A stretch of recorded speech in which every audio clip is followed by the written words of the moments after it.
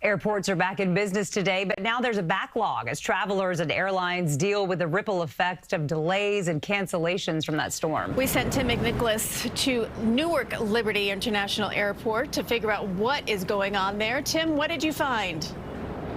Christine and Jessica, there are more than 100 flight delays and more than 470 cancellations so far today here at Newark. And you can see some of those delays on the board right here. Those yellow alerts you see on the board, well, those are adding to the stress of passengers.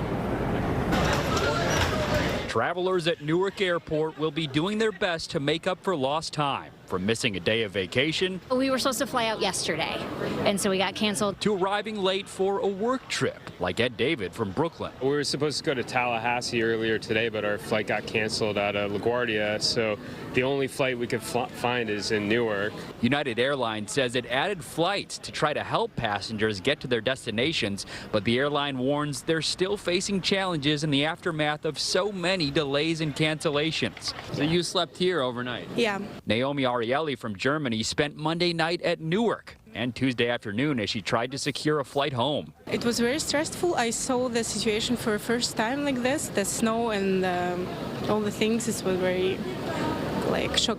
It's not just Newark. As of Tuesday afternoon, there were 262 delays and 512 cancellations at JFK and 151 delays and 449 cancellations at LaGuardia. All our plans from yesterday were canceled, obviously. Heather Kahn is a teacher from Louisiana trying to get dozens of high schoolers home from a school trip derailed by the storm. A little disappointed because I wanted the kids to have a great experience, but at the same time, we don't see snow like this in Louisiana.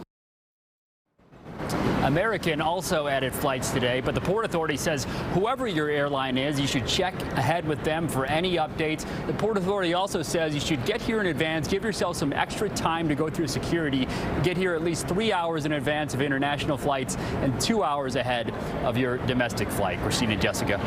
Okay, Tim, a lot of parents in Louisiana will be happy to see those kids back home again.